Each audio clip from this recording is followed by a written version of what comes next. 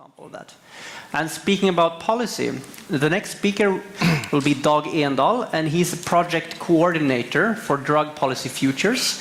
And DAG, he's Norwegian, but you are the coordinator in the word's truest sense. So you are coordinating our voices to be heard much, much better internationally. And you're doing an extraordinary good work in adding all our voices together and speaking towards the UN. So I'm happy to have you here. Thank you, Eric. The floor is yours. Thank you.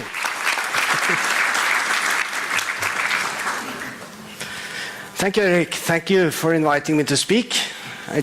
I'm happy to speak after Kenya and Iceland. Very inspiring. I will be speaking about something that Eric knows very well, that is this network, Drug Policy Futures. But I guess there are many in the audience who do not know too much about it. So let me spend a few minutes to present it. I assume that most of you, maybe all, have time and time again heard this saying that there is a war going on in the drug field. For a long time I objected to that. I did not agree. I have changed my mind. There is a war going on, and that is a war for drugs.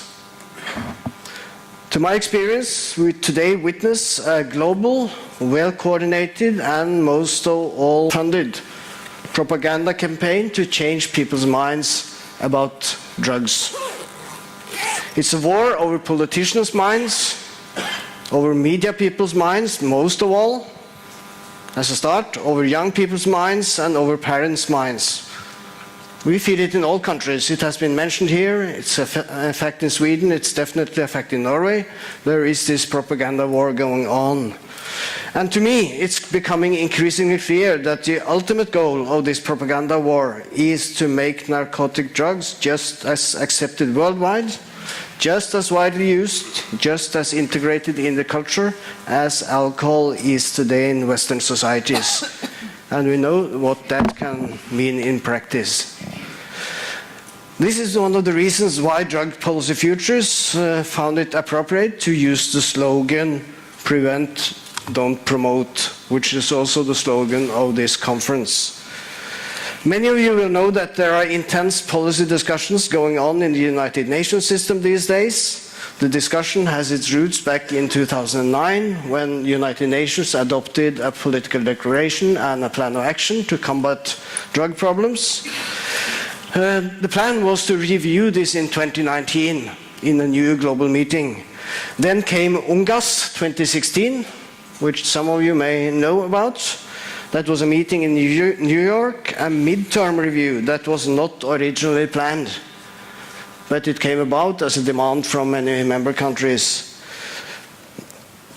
UNGAS, the United Nations General Assembly Special Session on Drugs, adopted an outcome document that was also mentioned by one of the speakers, and a document that all countries approved of, more or less willingly. We are now in the post-UNGAS period. Discussions have moved back to Vienna. It's happening in Vienna. Or we could rather say the pre-29 period. Because the member states are now in the process of preparing for a global summit in March 2019. That will be an extended version of the Commission on Narcotic Drugs. It's called a ministerial segment in an attempt to boost the importance of the meeting. The hope is that ministers from all over the world will come to Vienna in March 2019 to underline the importance of the international combat against drug problems. United Nations discussions on drugs have over the years become increasingly complicated. It's not as easy as before to gather all nations around simple messages. On the one hand, we have witnessed a good debate in the plenary of the Commission on Narcotic Drugs in Vienna last year, where focus has been on implementation. How can the many good words from the outcome document from UNGAS be made into national and local actions? On the other hand, there is an underlying polarization of the international drug debates. It is becoming more and more difficult to reach consensus among the member states. A lot could be said about that, but time does not permit.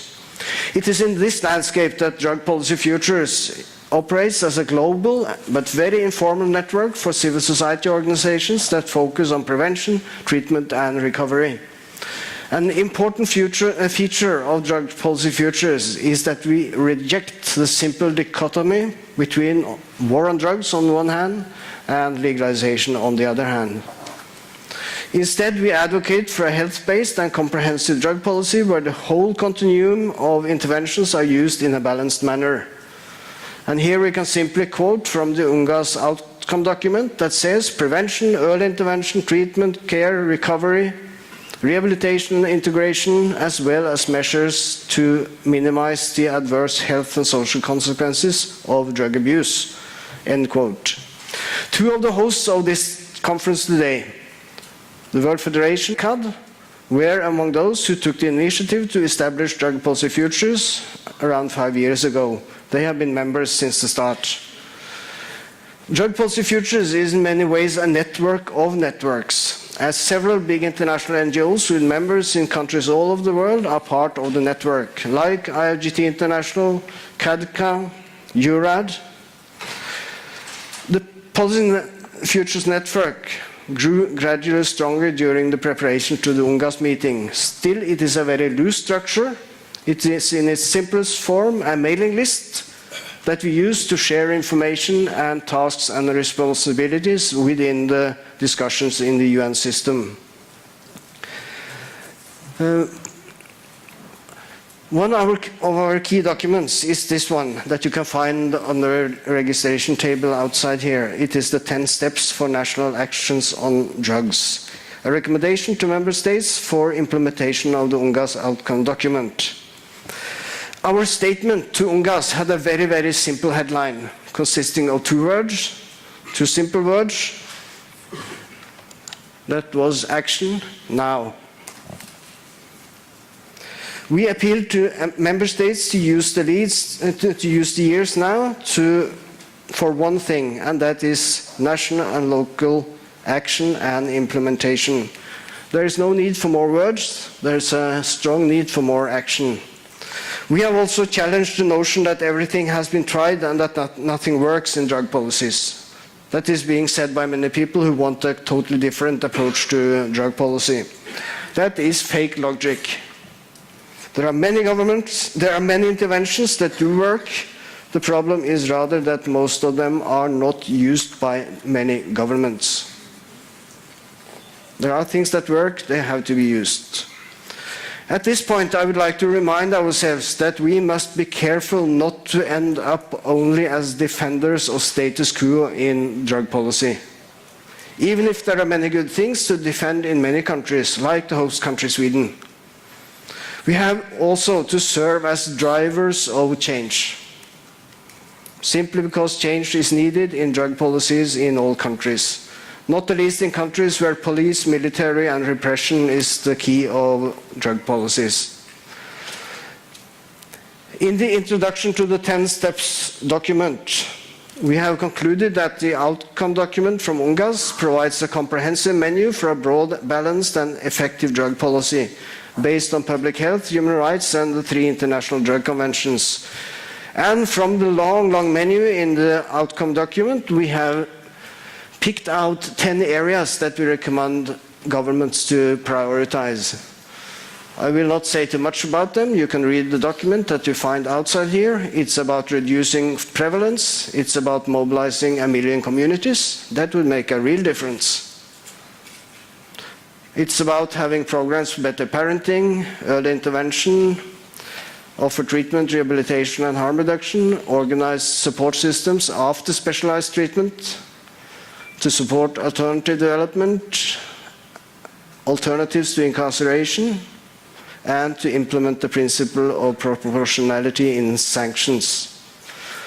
This menu, these 10 points, brings us back to the start, namely the slogan of Drug Policy Futures and today's conference, Prevent, Don't Promote. If you want to be part of this network, here is my email address. Just send a message. There are no formalities around this. If you want to join, you are in. Thank you for listening.